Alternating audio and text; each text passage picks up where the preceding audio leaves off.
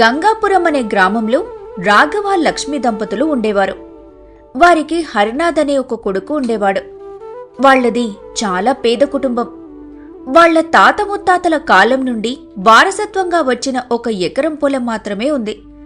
రాఘవ లక్ష్మి ముసలివాళ్లు కావడంతో హరినాథ్ ఒక్కడే తనకున్న కొద్దిపాటి పొలంలో కష్టపడి వ్యవసాయం చేసేవాడు. ప్రతిరోజు ఉదయాన్నే లేచి పొలానికి వెళ్లేవాడు.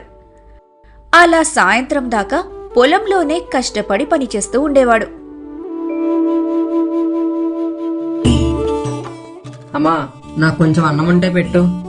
నేను తినేసి మళ్ళీ పొలానికి వెళ్ళాలి. నాకు ఆలస్యం అయిపోతుంది. సరే నాయనా, అలా కూర్చో, తెస్తాను. హరినాథ్ తినేసి పొలానికి బయలుదేరతాడు. పొలానికి వెళ్లి పొద్దున్నుంచి సాయంత్రం వరకు కష్టపడి పనిచేస్తాడు. ఆ తర్వాత ఇంటికి వస్తాడు. మరేం లేదు నాన్నగారు, పంట చేతికొస్తుంది కదా, అందుకే పొలం దగ్గరే ఉండి కాపలా కాస్తున్నాను. భోజనం చేసి వెళ్దామని వచ్చాను. నిన్ను చూస్తే నాకు చాలా గర్వంగా ఉంది నాయనా. నీ తోటి వారందరూ సరదాగా ఉంటున్నారు, కానీ నువ్వు మాత్రం మన ఇల్లు గడవడం కోసం ఇంత కష్టపడుతున్నావు. అదేంటి నాన్నగారు అలా అంటారు? మా చిన్నదనంలో మీరు ఎంత కష్టపడ్డారో నాకు తెలీదా? మన పని మనం చేసుకుంటున్నాం అంతే.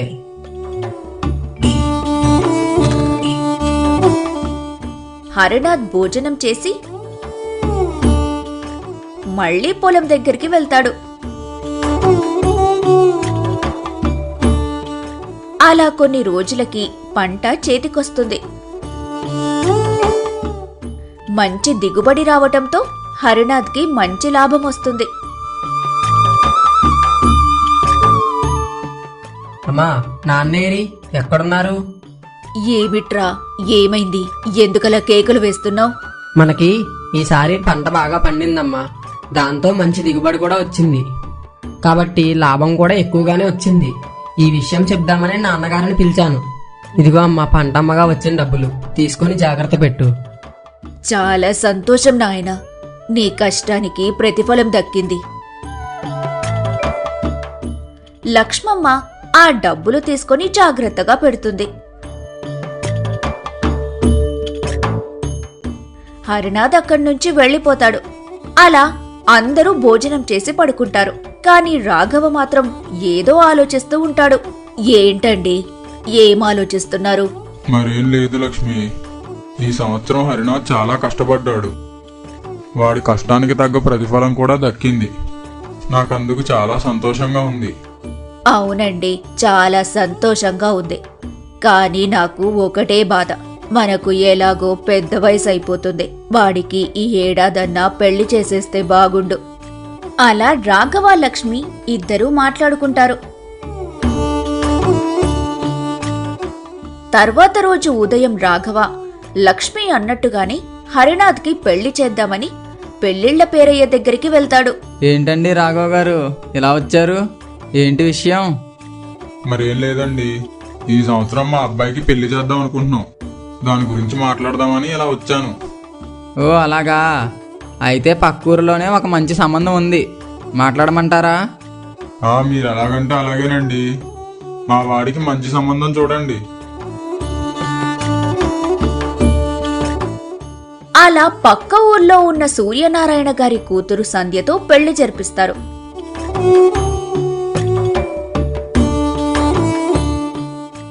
రోజులు గడుస్తూ ఉంటాయి. అమ్మా, మొన్న నీకు డబ్బులు ఇచ్చాను కదా, అందులోంచి కొంత డబ్బు ఇవ్వు. నేను విత్తనాలు కొనడానికి వెళ్ళాలి. ఇదిగో బాబు, తీసుకో. సరే అమ్మా, నేను వెళ్ళొస్తాను. సంధ్య, నీకు ఇంట్లోకి సరుకులు ఏమైనా కావాలా? కావాలంటే ఇప్పుడే చెప్పే. ఎలాగో బజారుకు వెళ్తున్నాను కదా, తెచ్చేస్తాను. ఇంట్లోకి కొన్ని సరుకులు అలాగే కాయగూరలు కూడా తీసుకురావాలండి. సరే. విత్తనాలు అలాగే సంధ్య చెప్పిన సరుకులు తీసుకుని వస్తాడు.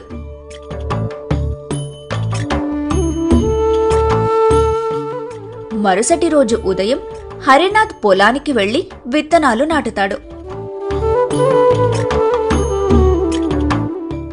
అలా ప్రతిరోజు కష్టపడి వ్యవసాయం చేస్తాడు.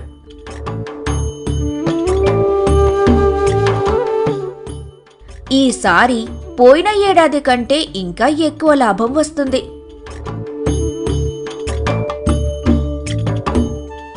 అమ్మా, ఈసారి పోయిన సంవత్సరం కంటే మంచి దిగుబడి వచ్చింది. ఇదిగో ధాన్యం అమ్మగా వచ్చిన లాభం. ఈ డబ్బు తీసుకుని జాగ్రత్త పెట్టు. సంధ్య ఈ డబ్బులు తీసుకెళ్లి జాగ్రత్తగా పెట్టమ్మా. సరే అత్తయ్య. సంధ్య డబ్బులు తీసుకుని జాగ్రత్త పెడుతుంది. అలా కొన్ని రోజులకి హరినాథ్కి దూరపు చుట్టమైన మల్లన్న దారిలో కనిపిస్తాడు. ఒరే హరినాథ్, ఎలా ఉన్నావురా? నన్ను గుర్తుపట్టావా? నువ్వెందుకు గుర్తులేవు మల్లన్న? నేను బానే ఉన్నాను. నువ్వెలా ఉన్నావు? చానాళ్ళకు కనిపించావు. ఏంటి సంగతులు? నేను బాగానే ఉన్నాను గాని నీకు వ్యవసాయంలో మంచి లాభం వచ్చిందని విన్నాను. నిజమేనా? ఏదో వచ్చిందిలే. నాకున్న కొద్దిపాటి పొలంలో పగలనక రాత్రనగా కష్టపడ్డాను. అదే పాటి లాభం. ఇంకేముంది, నువ్వే చెప్పాలి. మా చెల్లెమ్మ ఎలా ఉంది? బాగానే ఉన్నది మల్లన్న. సరే అయితే నేను వెళ్ళొస్తాను. నాకొక చిన్న పని ఉంది. సరేరా, వెళ్ళిరా. అలా హరినాథ్ అక్కడి నుంచి వెళ్ళిపోతాడు. తను మల్లయ్యను కలిసిన విషయం వాళ్ళమ్మా నాన్నకు చెబుతాడు. మల్లన్న పలకరించాడా? ఎప్పుడు గుర్తొచ్చామా వాడికి? మనం కష్టంలో ఉన్నప్పుడు ఏనాడు మన దగ్గరికే రాలేడు. మనం కనిపించినా ముఖం తిప్పుకొని వెళ్లిపోయేవాడు. ఎప్పుడు పలకరిస్తున్నాడు. డబ్బులుండేసరికి బంధాలు గుర్తొచ్చినట్టున్నాయి. వదిలేలే అమ్మా, ఎందుకు ఇప్పుడు అవన్నీ? అతను పలకరించాడు, మనం తిరిగి పలకరించామంతే. సరేలే, నువ్వు వెళ్ళి భోజనం చెయ్యి. సంధ్య, నాకు కొంచెం అన్నం పెట్టు. సరే అండి, వడ్డిస్తున్నాను, కూర్చోండి. అలా తరువాత రోజు హరినాథ్ పొలానికి వెళ్తుండగా మళ్ళీ మల్లన్న కనిపిస్తాడు. ఏం మల్లన్న, ఇక్కడేం చేస్తున్నావు? ఏం లేదులే హరినాథ్, ఊరికి అలా కూర్చున్నాను అంతే. ఏమైంది మల్లన్న? ఎందుకంత దిగాలుగా ఉన్నావు? ఏమైందంటే ఏం చెప్తానురా, నా కర్మ కాని ఒకటి దగ్గర అప్పు చేశాను. వాడింటికి వచ్చి నానా గొడవ చేస్తున్నాడు అప్పు తీర్చమని. నా దగ్గర చూస్తేనేమో చిల్లి గవ్వ కూడా లేదు. ఏం చేయాలో అర్థం కావట్లేదు. ఎంత అప్పు ఉందేంటి? 1500 రా. సరేలే, నేను ఇస్తాను. నువ్వు నీ దగ్గర ఉన్నప్పుడు నాకు ఇద్దువులే. అలా దిగులు పడకు. అయ్యో, నీకెందుకు లేరా అంత శ్రమ? పర్లేదులే, నేను ఏదోటి చేస్తాను. దీనిలో శ్రమేముంది? నా దగ్గర ఉన్నాయి కాబట్టి ఇస్తున్నాను. నీ దగ్గర ఉన్నప్పుడు ఇద్దువులే నాకు. మరేం పర్వాలేదు. ఒకరికి ఒకరం సహాయం చేసుకోకపోతే ఎలా చెప్పు? నీ సాయం ఎప్పటికీ మర్చిపోలేనురా హరినాథ్. సరే ఉండు, నేను ఇంటికి వెళ్ళి డబ్బులు తీసుకుని వస్తాను అని చెప్పి హరినాథ్ ఇంటికి వస్తాడు. సంధ్య, నీకు మనం డబ్బులు ఇచ్చాను కదా, అందులో నుంచి ఒక 1500 తీసివ్వు. 1500? ఎందుకండి అంత డబ్బు? మల్లయ్య ఉన్నాడు కదా, తనకి బాగా అవసరమంట, అందుకనే.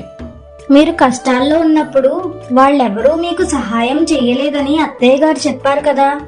ఇప్పుడు మళ్ళీ మీకెందుకండి ఆయనతో సావాసం? వాడెవరికో బాకీ పడ్డానంట. ఇప్పుడు ఇవ్వకపోతే బాగుండదు. నేను ఇస్తానని చెప్పి వచ్చాను. ఎంతైనా నా స్నేహితుడు కదా. ఇలాంటప్పుడు ఆదుకోకపోతే ఇంకా స్నేహం ఎందుకు? సరే, ఇవన్నీ ఎందుకు గాని నాకు త్వరగా ఇవ్వు, తర్వాత మాట్లాడుకోవచ్చు.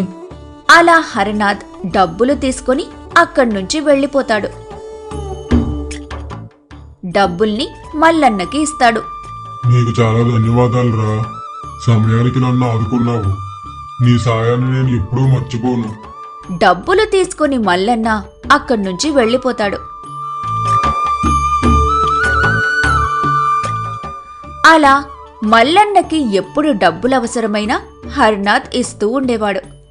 అలా మల్లన్నకి హరినాథ్కి స్నేహం బలపడింది. ఒకరోజు హరినాథ్ మల్లన్న ఇద్దరూ వెళ్తుంటే దారిలో వాళ్ళకి జనం గుమిగూడి కనబడతారు. ఒరే మల్లన్న, అక్కడ ఏంట్రా అంతమంది జనం ఉన్నారు? ఏం జరుగుతుందంటావు అక్కడ? అక్కడ అందరూ జూదం ఆడుతున్నారా. కష్టపడి సంపాదించక్కర్లేకుండా సులువుగా డబ్బులు సంపాదించొచ్చు. మనం కూడా ఒక ఆట ఆడదామా వెళ్ళి? ఎందుకులేరా మనకి ఇవన్నీ? నాకు ఆ ఆటలు గట్రా ఎలాగ ఆడాలో తెలియదు. దీనిలో తెలియదేముందిరా, ఒకసారి ఆడితే అదే వచ్చేస్తుంది. అలా హరినాథ్ ఇంకా మల్లన్న ఇద్దరు జూదమాడటానికి వెళ్తారు. అక్కడ హరినాథ్కి మొదట్లో కొంత లాభం వస్తుంది. దీంతో ఇదేదో బాగుందని చెప్పి హరినాథ్ ఉన్న డబ్బులన్నీ దాంట్లో పెట్టేస్తాడు. చివరికి మొత్తం కోల్పోతాడు.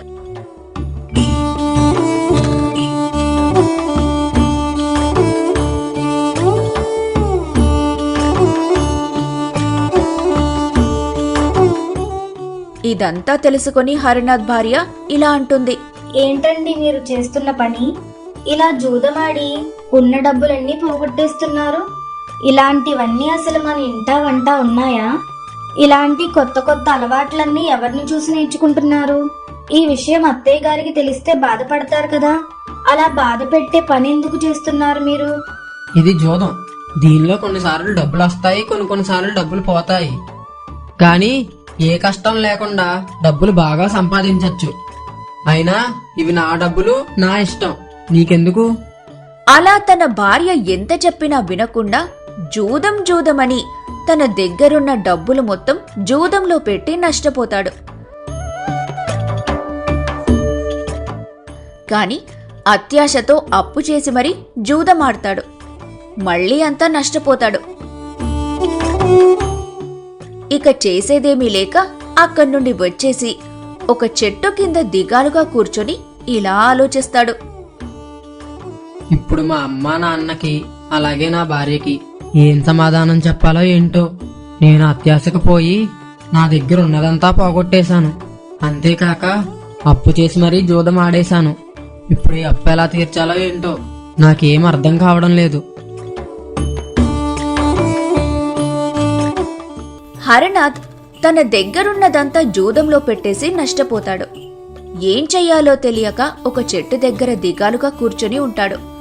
మరోవైపు మల్లన్న మాత్రం తనకు జూదంలో వచ్చిన లాభం చూసుకొని చాలా సంతోషపడుతూ అక్కడ్నుంచి ఇంటికి వెళ్ళిపోతాడు. దారిలో హరినాథ్ని చూసి ఇలా అడుగుతాడు. ఎలా హరినాథు, ఎందుకురా అంత దిగాలుగా కూర్చున్నావు? ఏమైంది? ఏం తెలియనట్టు అలా అడుగుతావేంట్రా మల్లన్న? నీ కళ్ళ ముందే కదా జూదం జూదం అంటూ మొత్తం నష్టపోయాను. మరి జూదం అంటే అంతే కదరా, ఒక్కొక్కసారి లాభం వస్తుంది, ఒక్కొక్కసారి నష్టం వస్తుంది. అదంతా మన అదృష్టం బట్టి ఉంటుంది. అది నిజమే కానీ ఇప్పుడు నేను ఇంటికి ఏ మొహం పెట్టుకుని వెళ్ళాలో అర్థం కావట్లేదురా. ఈ జూదంలో పడి నా దగ్గరున్న డబ్బులన్నీ పోగొట్టేశాను. ఇప్పుడు నా దగ్గర చిల్లి గవ్వ కూడా లేదు. ఇప్పుడు నా దగ్గర డబ్బు లేనిదే నేను మళ్ళీ వ్యవసాయం మొదలు పెట్టలేను. నాకేం చెయ్యాలో అర్థం కావట్లేదురా. నువ్వేదైనా డబ్బు సాయం చేయగలిగితే చెయ్యరా. పంట చేతికి రాగానే నీ డబ్బు నీకు తిరిగి ఇచ్చేస్తాను. డబ్బులు ఇవ్వడానికి నాకేం అభ్యంతరం లేదు, కానీ నువ్వు తిరిగి ఇవ్వగలవా లేదా అని ఆలోచిస్తున్నాను. నీకు అభ్యంతరం లేకపోతే నా దగ్గర ఒక ఉపాయం ఉంది. నాకు ఎటువంటి అభ్యంతరం లేదురా, చెప్పు. అలా ఊరికే డబ్బులు ఇవ్వడం ఎందుకు? నువ్వు నా దగ్గర ఏదైనా కొదవ పెడితే నేను అప్పుడు నీకు డబ్బులు ఇస్తాను. అప్పుడు నువ్వు నా దగ్గర నుండి ఊరికినే తీసుకున్నట్టు ఉండదు. ఏమంటావు? అవును కానీ నా దగ్గర కొదవ పెట్టడానికి ఏముందిరా? ఉన్నదంతా జూదంలో పోగొట్టుకున్నాను. ఇంకా నా దగ్గర కొదవ పెట్టడానికి ఏమీ లేవురా. ఏం లేదంటావేంట్రా? నీ దగ్గర ఓ పొలం ఉంది కదా, అదే కొదవ పెట్టు. నేను నీకు అప్పుడు డబ్బులు ఇస్తాను. నీకింతకన్నా ఇంకో మార్గం ఏమీ లేదు. పొలం కాగితాలు అవి పెడితే మా నాన్నగారు ఒప్పుకోర్రా. ఈ విషయం గనక మా నాన్నగారికి తెలిసిందంటే చాలా బాధపడతారు. ఆ పొలం మా తాత ముత్తాతల నాటిది. మాకున్నది ఆ ఒక్క పొలమే. దానిలోనే మేము వ్యవసాయం చేసుకుని బతుకుతున్నాం. ఆ విషయం నీకు తెలిసిందే కదరా. ఆ ఉన్న ఒక్క ఆధారాన్ని పోగొట్టుకోలేను. నువ్వే ఎలాగైనా కొంత డబ్బు చూడరా. ఒరే హరినాథు, నువ్వు వ్యవసాయం బాగా చేస్తావు కదరా. పంట బాగా పండిందనుకో, నా డబ్బులు నాకు ఇచ్చి నీ పొలం కాగితాలు నువ్వు తీసుకుని వెళ్ళిపో. ఇందులో నష్టపోయేదేముందిరా? నువ్వు అలాగా వ్యవసాయం బాగా చేస్తావు, ఎప్పుడూ లాభాలు సరిచూసేవాడివే కదా. ఇంకా నీకెందుకు భయం? ఇంక చేసేదేమీ లేక హరినాథ్ ఇంటికి వెళ్లి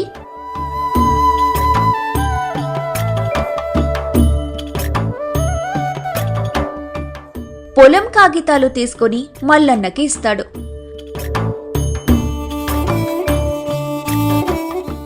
అలా హరినాథ్ విత్తనాలు కొనడానికి వెళ్తాడు.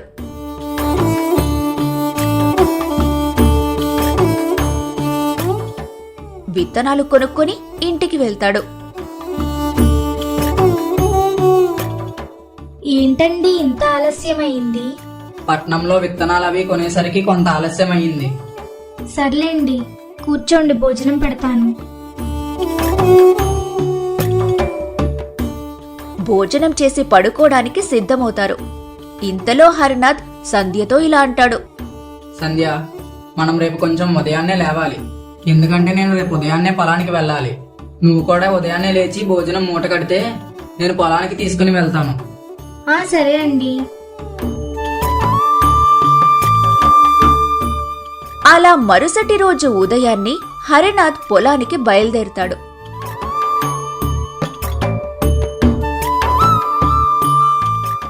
పొలాన్నంతా సాగు చేసి విత్తనాలు చల్లుతాడు.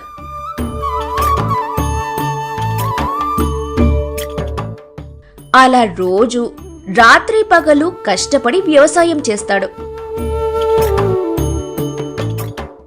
పంట కోతకు వచ్చే సమయానికి మల్లన్న పొలం దగ్గరికి వెళ్లి వస్తాడు. ఒరే హరినాథ్, ఈసారి కూడా నీకు లాభం వచ్చేలాగే ఉంది. మర్చిపోలేదు కదా, ఈ స్థలం కాగితాలు నా దగ్గరే ఉన్నాయి.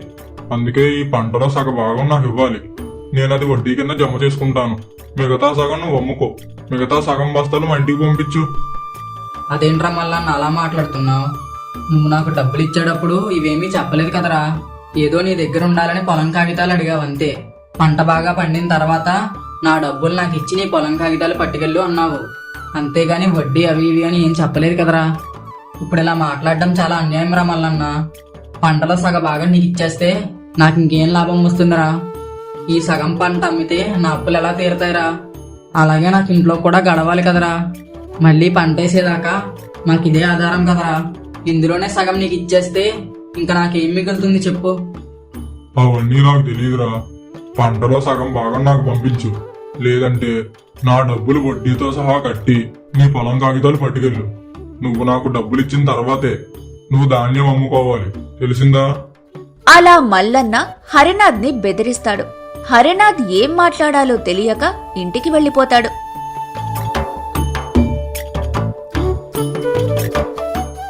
ఇంటి అరుగు మీద దిగాలుగా కూర్చొని ఆలోచిస్తూ ఉంటాడు. ఇంతలో సంధ్య హరినాథ్ని చూసి, ఏమైందండి అలా కూర్చున్నారు? ఏం ఆలోచిస్తున్నారు? చెప్పండి. అలా మౌనంగా కూర్చుంటే ఎలా తెలుస్తుంది? నాకు చెప్తేనే కదా తెలిసేది. ఏం జరిగిందో చెప్పండి, నేను అర్థం చేసుకుంటాను. ఏమీ లేదు సంధ్య, మల్లన్న ఉన్నాడు కదా, వాడి దగ్గర కొంత డబ్బు తీసుకొని మన పొలం కాగితాలు వాడి దగ్గర పెట్టాను. వాడు ఇప్పుడు పంటలో సగ భాగం వడ్డీ కింద లెక్క వేసుకుంటున్నాడు. సగం బస్తాలు వాడి ఇంటికి పంపించమని అడుగుతున్నాడు. లేదంటే వడ్డీతో సహా డబ్బులు ఇచ్చేసి పొలం కాగితాలు పట్టుకెళ్ళమంటున్నాడు. ఇప్పుడు నా దగ్గర అంత డబ్బు లేదు. అందుకే ఆలోచిస్తున్నాను, కానీ ఏం చెయ్యాలో తోచడం లేదు. మీకు మొదటి నుంచి అత్తయ్య గారు చెప్తూనే ఉన్నారు అతను మంచివాడు కాదని, అతనితో స్నేహం చేయొద్దని. ఎన్నిసార్లు చెప్పినా మీరు విన్నారా? ఇప్పుడు చూడండి, అతను మీకే మేకై కూర్చున్నాడు. స్నేహితుడన్నవాడు సహాయం చేస్తాడు గాని సగభాగం అడుగుతాడా? అసలు అతను స్నేహితుడేనా? సర్లేండి, అతని గుణం ఇప్పటికైనా మీకు తెలిసింది. అతనితో ఇంకెప్పుడు స్నేహం చేయకండి. మా అమ్మ నాన్న వాళ్ళు నాకు పెట్టిన బంగారపు నగలు ఉన్నాయి. అవి తీసుకుని వెళ్ళి మల్లన్నకు ఇచ్చి మన పొలం కాగితాలు తీసుకురండి. ధాన్యం అమ్మిన తర్వాత మనం నగలు విడిపించుకుందాం.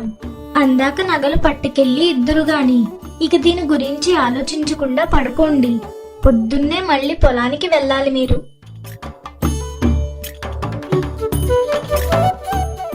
హరినాథ్ 2 రోజుల తర్వాత తన భార్య ఇచ్చిన నగలు తీసుకుని మల్లన్న దగ్గరికి వెళ్తాడు.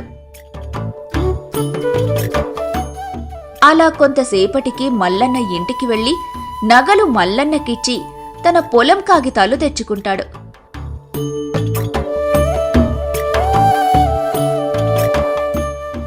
అలాగే పంట కోయించి బస్తాలకెక్కించి ధాన్యం బస్తాలు పట్నంలో అమ్మేస్తాడు. అలా కొన్ని రోజుల తర్వాత మల్లన్న హరినాథ్ ఇంటికి వచ్చి ఇలా అంటాడు. ఒరే హరినాథ్, ఒకసారి బయటికి రారా. ఎంత మోసం! స్నేహితుణ్ణి ఇంత మోసం చేస్తావా? ఏమిట్రా మల్లన్న, ఏం మాట్లాడుతున్నావు? నేను నిన్ను మోసం చేయడం ఏమిటి? అసలు ఏమైందో చెప్పు. ఏమీ తెలియనట్లు మాట్లాడుతున్నావు. ఈ నకిలీ నగలు నాకు ఇచ్చి నన్ను మోసం చేశావు. ఎంత ధైర్యం నీకు? ఉండు, ఇప్పుడు నిన్ను పెద్ద మనుషుల్లో పెడతాను. నేను నిన్ను వదలను. నకిలీ నగలు ఇవ్వడం ఏమిట్రా? నేను నీకు నిజమైన బంగారమే ఇచ్చాను. కావాలంటే నా భార్య సంధ్యని అడుగు. తానే ఇచ్చింది నాకు ఈ నగలు నీకు ఇవ్వమని. కావాలంటే సంధ్యని అడుగు. సంధ్య, ఒకసారి లారా. వస్తున్నానండి. ఏమైంది? ఎందుకు పిలిచారు? నువ్వు నాకు మొన్న నగలిచ్చావు కదా, అవి బంగారం కాదంట మల్లన్న అంటున్నాడు. నేనేదో వాడిని మోసం చేశానని అంటున్నాడు. నిజమైన బంగారమో కాదో నువ్వే చెప్పువాడికి. అవి నిజమైన బంగారం కాదండి, నకిలీవే. మీ స్నేహితుడులాగా అవి నకిలీవే. మీ స్నేహితుడై ఉండి మిమ్మల్ని మోసం చేసేందుకు చూశాడు. అందుకే ఆయనకి గుణపాఠం చెప్పడానికి నకిలీ నగలు ఇచ్చాను. ఒకప్పుడు అతను ఆపదలో ఉన్నప్పుడు నన్నే డబ్బులడిగి పట్టుకుని వెళ్లి ఇచ్చారు. నా స్నేహితుడు ఆపదలో ఉన్నాడని అడిగారు. మీది నిజమైన స్నేహం, అందుకే మీరు అడగగానే ఇచ్చాను. మీ స్నేహితుడి స్నేహం నిజమైంది కాదు, అందుకే నకిలీ నగలు ఇచ్చాను. ఈయన మిమ్మల్ని మోసం చేయడానికి చూశాడు. ఆపదలో ఉన్నవాడిని ఆదుకునేవాడే నిజమైన స్నేహితుడు. అంతేగాని ఆపదలో ఉన్నవాడిని ఇంకా ఆపదల్లో నెట్టేవాడు స్నేహితుడెలా అవుతాడు? అందుకనే మీకు తెలియకుండా నకిలీ నగలు ఇచ్చి పంపించాను. సంధ్య అలా మాట్లాడగానే మల్లన్నకి నోట మాట రాలేదు. తాను చేసిన తప్పుకి సిగ్గుపడి మల్లన్న అక్కడ్నుంచి వెళ్ళిపోయాడు.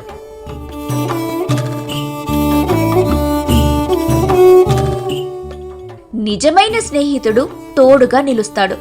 స్వార్థం కోసం నిలిచేవాడు స్నేహితుడే కాదు. అనుభవాలు మనకి నిజాలను నేర్పిస్తాయి, కానీ మంచి మనసు మనిషిని మారుస్తుంది. మా వీడియో గనుక మీకు నచ్చినట్లయితే లైక్ చేయండి, షేర్ చేయండి, కామెంట్ చేయండి. మరిన్ని మంచి కథల కోసం మా ఛానల్ని సబ్స్క్రైబ్ చేసుకోండి.